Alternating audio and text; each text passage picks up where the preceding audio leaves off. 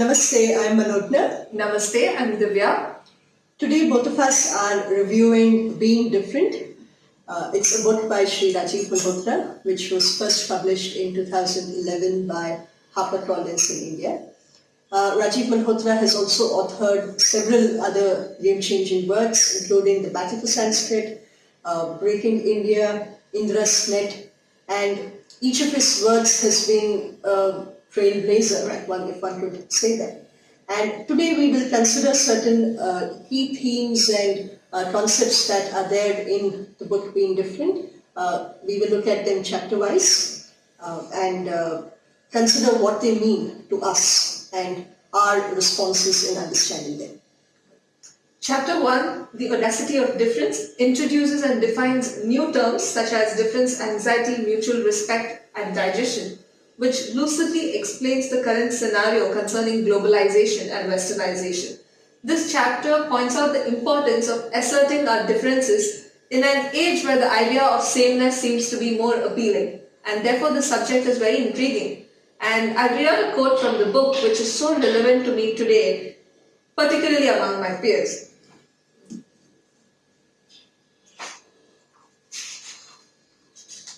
Many Indians have diluted their distinctiveness in order that Westerners may find them less strange. This desire to manifest sameness occurs at levels both deep and superficial. In attempts to eliminate distinctions of dress, speech, and self-presentation, especially in the business sphere, and in efforts to think, write, and speak only in Western terms in all kinds of discourse, from political to cultural to academic. This scenario is described as difference anxiety, where the inferior civilization, in this case the East, is made to feel subservient to the West, and the East is forever engaged in the pursuit of blurring differences with the West at the cost of their cultural identity and native traditions. So nobody's talking about the implications of it, whereas this chapter deals with all the implications and why it is essential to protect and assert our own cultural identity. It also delves into the psychological issues due to which such anxiety arises. So it's almost like we have decided that we will accept whatever is Western categorizations, Western frameworks, and we will box ourselves and we will alter our framework and the way we look at ourselves so that it fits into... Right, absolutely, just to fit in. Just to fit in. So we don't want to be considered in our own terms. Right. Very interesting. Chapter 2 tells us how the dharmic faith fundamentally differs from the Abrahamic faith by highlighting the philosophical differences such as history-centrism and freedom from history. Abrahamic faiths are history-centric, that is, they are dependent on one historical event, while the dharmic faiths are free from history, they are not bound to any historical event. Understanding these helps us understand the psychology of religion and how people of a certain faith behave and why they do so.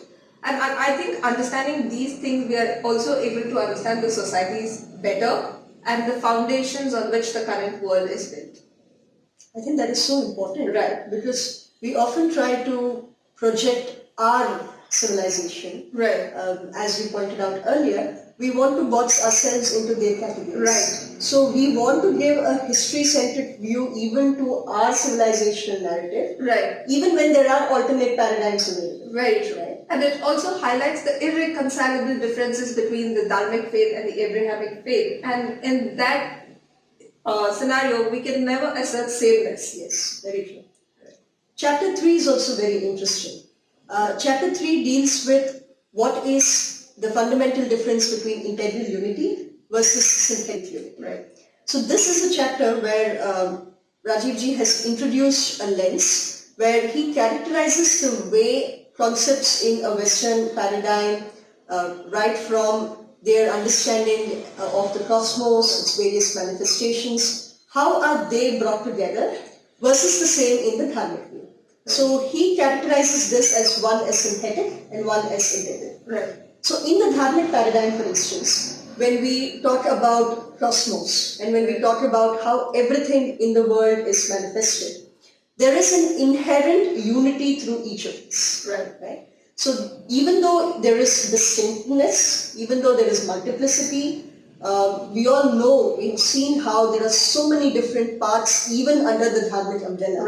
Right? Each of them so unique, they pursue it to whatever extent they want, but they're all tied together in an integral manner. So this is contrasted versus, let's say, in the Western paradigm, where there is no inherent fundamental unity. So all their essences and understandings of the world exist as distinct parameters which need to be brought together. So unity needs to be invented in their case, as against the dharmic worldview where it fundamentally exists. Inherent in us. Yes. So Rajivji provides certain very interesting examples in the way this is manifested in the West. For instance, the classic debate of science versus religion. This dichotomy simply doesn't exist in the dharmic paradigm because we don't see them as opposing each other. We don't see them as contrasts. Whereas the Western worldview naturally introduces the dichotomy because there is no unity to begin with. You need to invent the unity. So through this very interesting lens, Rajivji considers certain Western historical milestones, right from Reformation, Renaissance, the Enlightenment movement, the colonial and imperial expansion projects that we have seen over the past few centuries. Now, all of these can be analyzed through the interesting lens of how there is the very nature of unity in their paradigms is different. And that is also one factor how dharma differs from religion. Absolutely. So this kind of introducing the new terminology, introducing new lenses, is there throughout the entire book. And clearly defining the differences. Yes. And this is very important because it now gives, it provides the terminology for people from the dharmic paradigm to analyze the West. So this is our terminology. This is our set of framework through which we can analyze the West. Another important thing of chapter 2 is that he explains the difference between itihasa, myth and history. When today they are used interchangeably. They cannot be mistranslated. So the chapter extensively and in detail explains what itihasa is, what is myth, what is history, and what are the implications of mistranslating them. Chapter 4, Order versus Chaos, builds on the concepts of integral and synthetic unity which were laid in the previous chapter. So this is a very, very significant work in which Rajivji points out the differences in the approaches between the dharmic paradigm and the Western paradigm to order and chaos. The dharmic system, because of its recognition that multiplicity, diversity, they are all bound together by a same unifying thread, is a lot more relaxed and comfortable in their approach to it.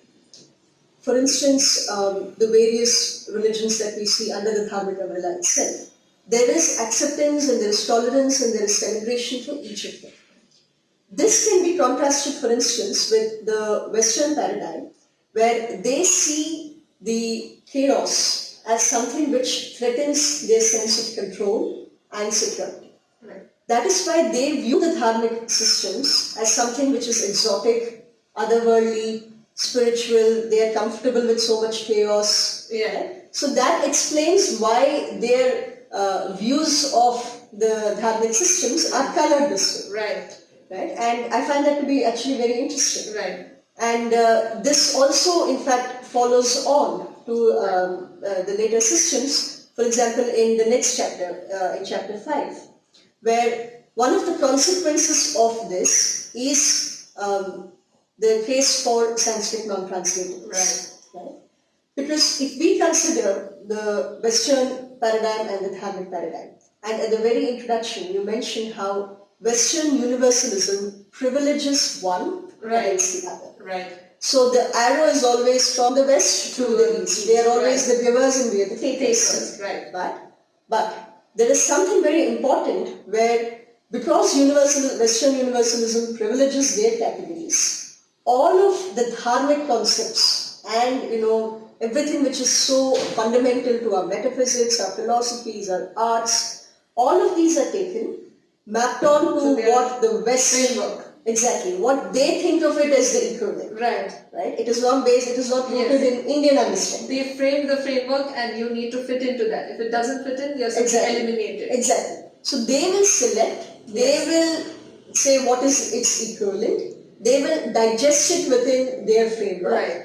And with the new digested product, Right. they will send that again back into the Indian dharmic systems. So this is almost like one is the predator, the other is the prey. Right. So you extract what you want out of the prey civilization, morph it, feed, give it, digest it, appropriate what you see as something which is of value, Right. and send it back. Right. Selectively.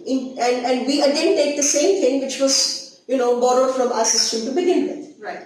And in this process of uprooting, you're not able to produce new fruit. Yes. Yes. That is what they're doing to Yes. the Dharma civilization. Absolutely. They're killing the central nucleus so that you're dead.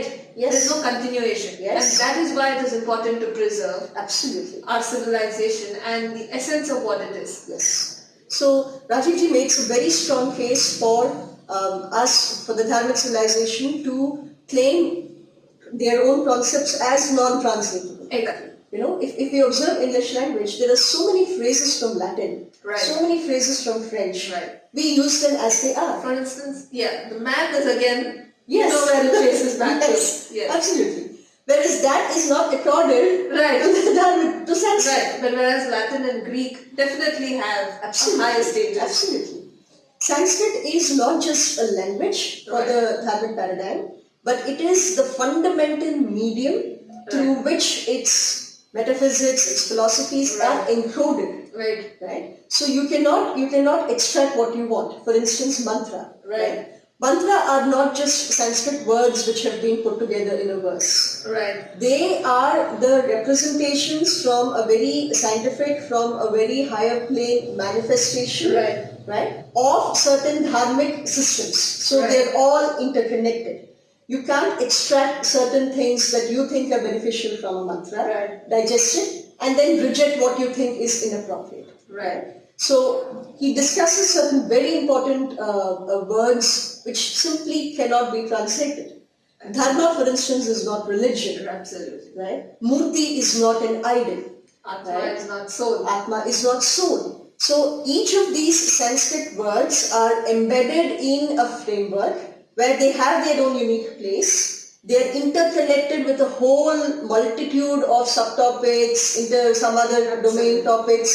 So by just picking and choosing what you want, digesting it to what you think is, you're going to extract out of it, and then again you export it back to the race civilization, Right. is where we stand today. Right. Our yoga has been appropriated, Ayurveda has been appropriated, it has been digested into what they think is the equivalent in neuroscience, Right. what they think in health, and then again that is passed back to us as though it is their new discovery. Exactly. Whereas we have been weakened, our Right. assets have been taken away, Right. our identity is being chewed at, and then we are given a newer set of imports and told that this is the replacement for your valuable asset. Right. Chapter 6 talks about contesting Western Universalism. Again, that's a very important chapter in this day and age where globalization is akin to westernization. And this chapter also explores the psychology and the Christian beliefs that justifies the brutal conquests, invasions, racism, genocide. And this also triggers one to think, what is going to happen if we don't contest Western Universalism? Are we going to end up being the pagans of Europe or the next Native Americans of North America? I think that's a very strong thought to go back with. And I would like as well. Yeah, it's very scary. It's an existential threat. Right, existential threat that not many are talking about. So I think that's a very important thing that this book delivers, one of the important things. And I would like to conclude with the fact that after having read Being Different, your view on the current world is transformed forever. And also it highlights the fact that for a dharmic person, being traditional, modern and postmodern is possible. At the same time, it's possible. Like we don't have to uproot ourselves to upgrade ourselves. And I think that's very important and nobody ever considers that. It's only the West that has to give up something in order to advance. So redefining modernity in the dharmic lens is also something that this book highlights. And Rajiv Ji, with his book Being Different, he has disrupted the mainstream thinking and he has opened a new dialogue for India and the clash of civilizations. Absolutely. This is such a significant work. Right. It also provides researchers, it provides us with Right. terminology, it provides Absolutely. us with a language, a lingo, Right. through which now we can turn the gaze onto the Western. And ammunition to fight the West. Absolutely. So Yeah. it's I think an invaluable tool in Invaluable. the toolkit of an intellectual Kshatriya. Right. You know, Absolutely. Absolutely. we can now use these polarities, these lenses that he has set up to analyze Western problems and Western paradigms Right. through this very While interesting. they have been doing, Absolutely. they're only not analyzing us so far. Yes. So this is certainly, I think, it should be a must-read, I would say, for A must-read. anybody who cares about the dharmic civilization or India and her role And not in a happy with globalized world. And not happy with the second-class citizen that is accorded to us today. Yes, very true. Thank you. Thank you.